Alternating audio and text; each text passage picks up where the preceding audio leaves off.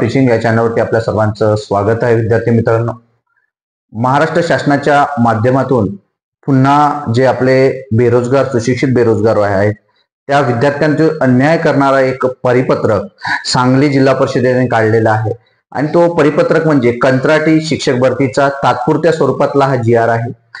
विद्यार्थी मित्रांनो, डीएड आणि बीएड झालेले जे विद्यार्थी संपूर्ण महाराष्ट्रामध्ये 2 ते 3 लाख विद्यार्थी आहेत. टेट परीक्षा 2.5 ते 2,11,000 विद्यार्थ्यांनी टेट परीक्षा दिलेली आहे. याचा विचार मात्र शासन करत नाही. आणि ह्या ज्या जागा भरणार आहेत किंवा या ठिकाणी ज्या सेवानिवृत्त शिक्षकांना या ठिकाणी रुजू करून घेतलं जाणार आहे याची माहिती मागवण्याबाबतचं हे पत्र आहे आणि कंत्राटी स्वरूपातलं पत्र आहे.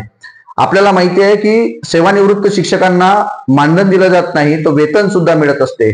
परंतु जे आपले डीएड बीएड झालेले विद्यार्थी आहेत, जे अभ्यासिकेत अभ्यास करत असतील, कुठेतरी स्पर्धा परीक्षेची तयारी करत असेल, यांना मात्र ते पगार मिळत नाही, मानधन मिळत नाही. आणि त्यांना गेल्या 4 ते 5 वर्षापासून किंवा 10 वर्षापासून अभ्यास करत आहेत, त्यांच्याकडे नोकरी नाही. आणि पवित्र पोर्टलच्या नोकरीकरिता आपल्याला पुन्हा 2 वर्ष वाट पाहावं लागेल. अशा वेळेला या विद्यार्थ्यांना जर हे सुशिक्षित जे विद्यार्थी आहेत यांना जर हे या ठिकाणी रुजू करून घेतलं गेलं असतं तर नक्कीच यांना न्याय मिळाला असता. परंतु शासनानं हे जे परिपत्रक काढलं ते परिपत्रक काय आणि यावरती तुमचं काय मत असणार आहे ते सुद्धा या परिपत्रकाच्या माध्यमातून आपल्याला सांगायचं आहे. विद्यार्थी मित्रांनो, नेमकं परिपत्रक काय आहे ते बघा. हे पत्र जे आहे सांगली जिल्हा परिषदेचे हे पत्र आहे, प्राथमिक शिक्षण विभाग. आणि हे पत्र आताच निघलेलं पत्र आहे, 2 दिवसापूर्वी 3/7/2025 हे पत्र आहे. आणि अत्यंत महत्त्वाचे आणि अति तात्काळ असं लिहिलेलं आहे. प्रति माननीय गट शिक्षण अधिकारी पंचायत समिती सर्व. सांगली जिल्ह्यातील जे पंचायत समिती आहेत त्या संपूर्ण पंचायत समितीकरिता हे गट शिक्षण अधिकाऱ्याच्या नावाने पत्र काढलेलं आहे. विषय बघा, जिल्हा परिषदेच्या शाळांमध्ये सेवानिवृत्त शिक्षकांची कंत्राटी तत्वावर तात्पुरत्या स्वरूपाची नियुक्ती करण्याबाबत सन 2025-26 लक्षात घ्यायचं आहे. कंत्राटी तत्वावर कुणाची नियुक्ती, तर सेवानिवृत्त जे झालेले शिक्षक आहेत त्यांची नियुक्ती या ठिकाणी दिसत आहे. लक्षात घ्या, ज्यांना आधीच पगार मिळत आहे अशाच व्यक्तींना या ठिकाणी दिलं जात आहे.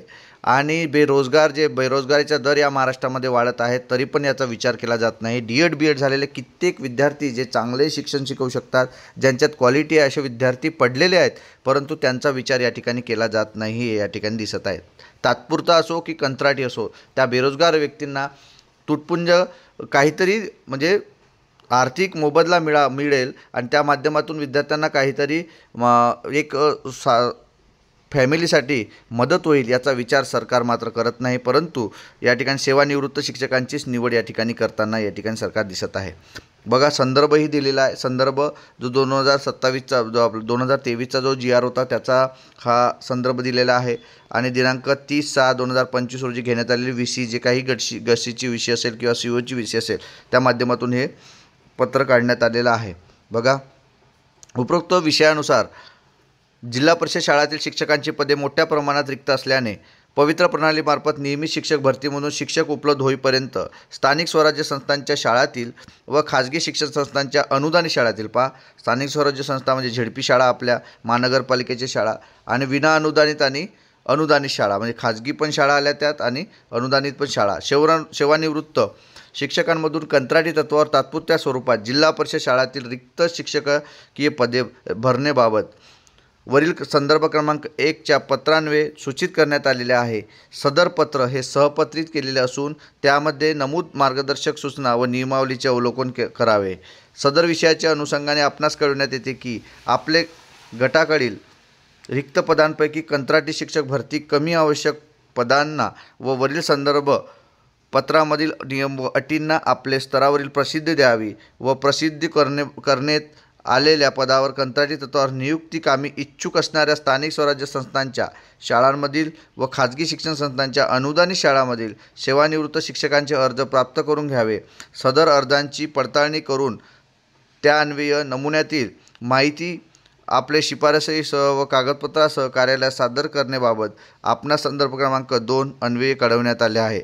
त्या अनुषंगाने आज अखेर कोणत्याही गटाने विहित नमुन्यातील अहवाल व कार्यालयात सादर करण्यात आलेले नाही, तरी सदर पत्रासोबत जोडण्यात आलेले नमुना अ व नमुना ब नुसार आपल्या गटाकडील अहवाल 4/7/2023 रोजी खास दूतामार्फत कार्यालयात सादर करावे. तसेच CO primary.sangli@gmail.com या ईमेल आय डीवर सॉफ्ट कॉपीद्वारे सादर करावी. उपरोक्त कारवाईस कालमर्यादा विहित केलेले आपल्या स्तरावरून कोणतीही दिरंगाई अथवा टाळाटाळ करण्यात येणार नाही याची नोंद घ्यावी.